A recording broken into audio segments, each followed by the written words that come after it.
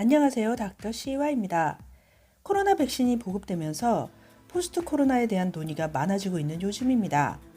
그 중에 가장 중요한 논제는 바로 이 불확실성 시대에 앞으로 어떻게 살아남을 것인가일 것 같은데요. 바로 생존의 문제죠. 이번 코로나 사태는 우리에게서 문화를 뺏어갔습니다.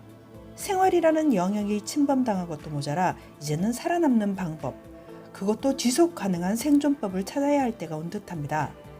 이러한 고민은 20대, 30대의 젊은 세대들에게 알 수 없는 불안감과 불편함, 그리고 기성세대에 대한 불만으로 뻗어가기 쉽고, 사춘기 자녀나 대학생이 있는 40, 50대라면 과연 새로운 시작을 할 수 있을까란 원초적인 공포감에 눌려 지난 IMF 때에 우리의 아버지들이 그랬듯 그 끝이 보이지 않는 삶의 굴레로 들어서는 자신의 모습을 상상하기는 어렵지 않습니다.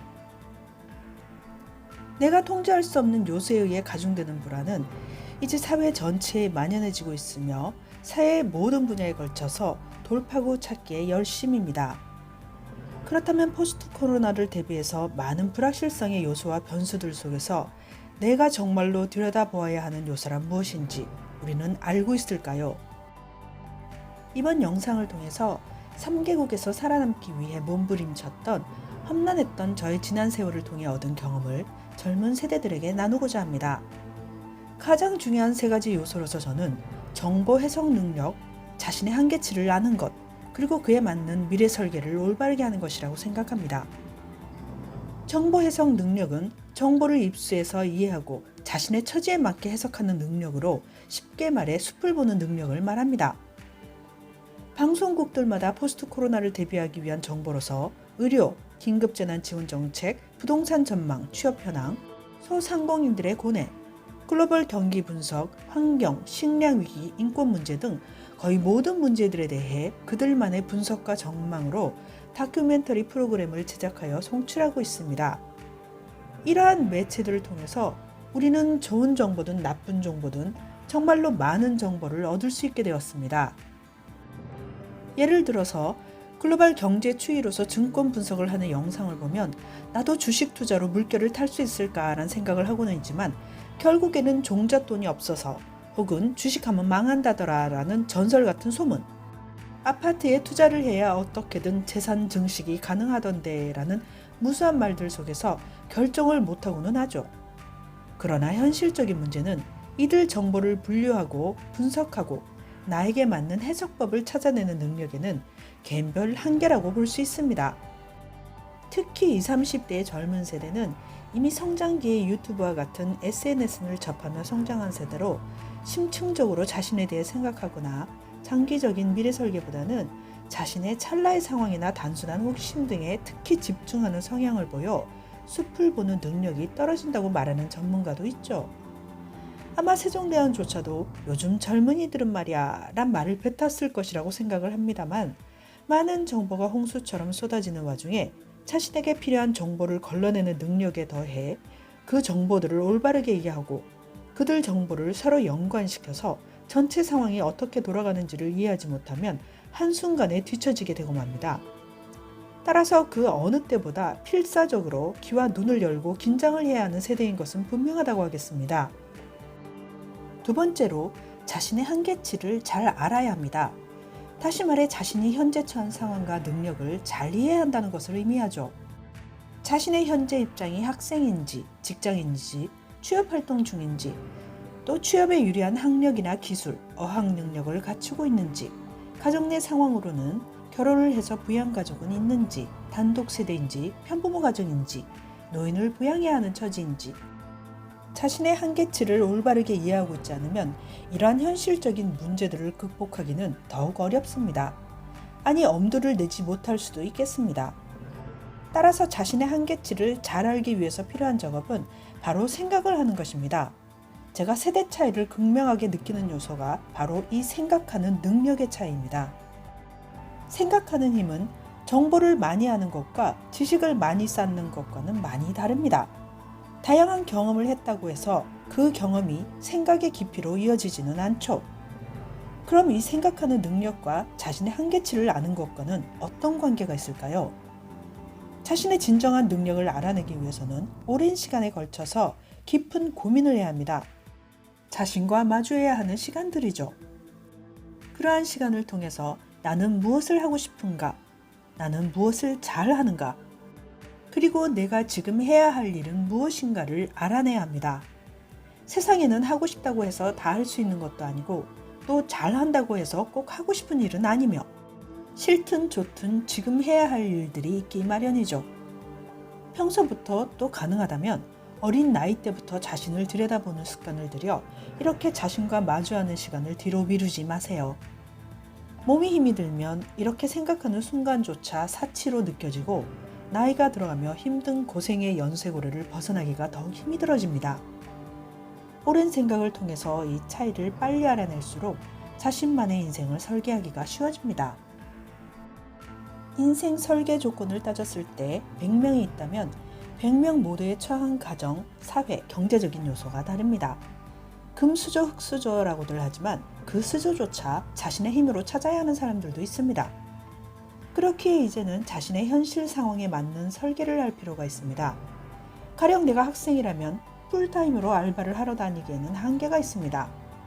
좋은 학점을 받아야 적어도 괜찮은 직업으로 이어질 가능성이 높으니까요. 또 스펙도 쌓아야 한다면 알바보다는 공부에 더 힘을 쏟아야 합니다. 그러나 집의 형편이 좋지 않다면 어쩔 수 없이 휴학을 하거나 알바의 시간을 늘리거나 조금이라도 어린 나이에 졸업을 하는 게 낫겠다는 선택을 할 수도 있습니다. 이미 직장인이라면 지금 다니고 있는 회사가 코로나의 위협을 어느 정도 받고 있는가를 사장의 입장이 되어 사장의 눈으로 판단해야 합니다. 자신이 회사 자체의 생명줄을 쥐고 있는 사장이라면 과연 자신과 같은 인재는 이 회사에서 어느 정도 중요한 위치에 있는가를 점칠 수 있을 것입니다. 스스로 아무리 난 괜찮을 거야 란 최면을 걸어도 외부에서 들어오는 압박에 견디지 못하면 사장은 아예 사업장을 폐업해야 하는 정도로 궁지에 몰릴 수 있습니다. 이 지경이 되면 내 선택의 범주를 떠나므로 평소부터 사장의 마음 자세로 직장의 환경을 돌아보는 습관을 길러야 합니다. 이러한 자세는 현재 직장 생활을 영위하는 데뿐만이 아니라 자신의 업무 영역을 넓혀가는 데에도 도움이 됩니다. 인생 설계를 하는 단계에서 놓치지 말아야 할 조건은 내게 대학 학위와 같은 졸업장이 필요한 것인지 아니면 자격증이 필요한 것인지를 잘 파악해야 합니다. 즉, 학과 수를 구별해야 한다는 건데요. 간단한 예로 여러분들이 정말 열심히 연구해서 박사학위를 받았다고 해보죠. 학위로서는 최상의 학위이지만 대개의 박사학위 소지자들은 어디엔가 취업을 해야 비로소 자신의 능력을 발휘할 수 있는 경우가 많습니다. 땡땡 박사님이 자신의 사업을 하겠다고 하여도 연구실과 현실은 다릅니다. 따라서 연구 성과를 현실 세계에 적용을 시키고 싶어도 업무 경험이 없으면 실행이 어렵죠. 반대로 의대 출신이나 의학 박사 학위를 가지고 있다 하여도 의사 면허를 따지 못했다면 의사로서 환자를 돌볼 수는 없습니다. 마찬가지로 법학 박사라고 하여도 변호사 시험을 쳐서 변호사 자격증을 가지고 있지 않다면 실질적으로 고객을 위해 혹은 국민을 위해서 일할 수 있는 현장에서 능력 발휘를 하기는 어렵습니다. 간호사 자격증 소지자는 자신의 사업을 전개하기보다는 대개 어딘가의 병원에 취업이 된 상태일 때 능력 발휘가 쉽죠. 따라서 자신이 원하는 삶의 모습을 그려보았을 때 자격증이 유리할지 학위나 졸업장이 유리할지는 스스로에게 질문을 던지고 답을 구하는 과정, 즉 생각을 거듭해야만 나오는 답이 될 것입니다.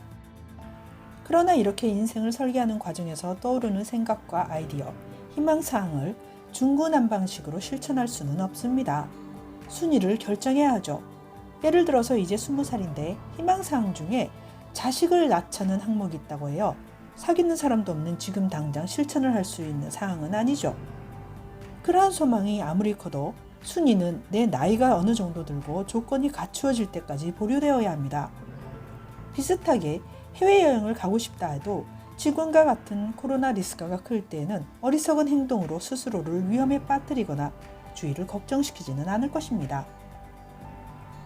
사랑하는 부모님을 위해서 생신 때마다 꽃다발을 선물하고 싶다는 항목이 있다면 이는 해마다 가능한, 그러나 한 해에 최대 2번의 행위가 있을 것입니다. 영어를 말할 수 있게 해야 한다라는 항목에 대해서도 매일같이 꾸준히 실행하여 결과를 얻을 수 있는 항목도 있죠. 이렇듯 자신의 인생을 설계할 때라도 지금과 같이 불확실성의 리스크가 높으며 미래를 예측하기 어려울 때는 더욱 자신이 가지고 있는 강점과 약점을 잘 파악하는 것이 도움이 됩니다. 그리고 이렇게 하는 편이 사실은 훨씬 빠르고 효율적으로 목표점에 도달할 수 있게 됩니다. 우리의 선조들은 이미 다양한 위기와 맞서서 생존해 왔습니다. 그렇기에 나라, 문화, 국가, 언어 구별 없이 비슷한 격언이나 속담이 후세의 교훈으로 남겨져 있죠. 여러분들은 하늘은 스스로 돕는 자를 돕는다라는 말을 알고 있을 것입니다. 진인사대천명이 바로 그런 뜻이죠. 내가 할 수 있는 일을 다 한 뒤에 하늘의 뜻을 기다린다. 이는 또 The Secret에서 말하는 흡입력에 해당하는 말로 자신을 잘 성찰하고 원하는 바를 이루기 위해서 온 마음을 모아 열심히 하면 그 길이 열린다는 것으로, 이렇게 자신의 길을 개척한 사람들은 내면에서부터 강인함이 녹아나옵니다. 그리고 같은 부류의 사람들은 비슷한 색깔의 아우라를 내뿜는 같은 사람들을 알아보기 마련입니다. 성공한 사람들이 그들끼리 모인다는 뜻이죠. 이번 코로나 사태 역시 전쟁과 다름없는 위기 상황인데요. 부디 여러분들은 자신을 잘 살피고 능력을 길러서 보다 행복하고 안전한 미래를 위해 자신이 생각하는 성공적인 삶을 설계하시기 바랍니다. 이번 영상은 여기까지 하겠습니다. 감사합니다.